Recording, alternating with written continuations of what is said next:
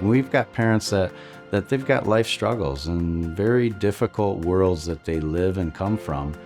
And they're fired up and excited about their child's education because they're getting opportunities that A, they never had, and B, they look around and they say, other kids aren't getting it, but my kid is. I think that's a really powerful thing, especially for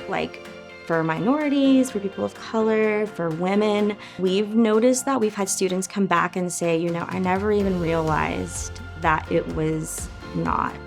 normal for me to be interested in these topics, not normal for me to have experience coding in middle school. It gives every kid the opportunity to see themselves as something beyond what the stereotype or the box is telling them to be. We have a very high free and reduced population, a very high Hispanic population, and then you throw in the fact that half of our kids are girls, and you have a bunch of people who are underrepresented in STEM fields, and they're seeing themselves as somebody who's going to step in and research something or invent something or a mechanical engineer, when the box tells them, well, you're going to be a hair cutter,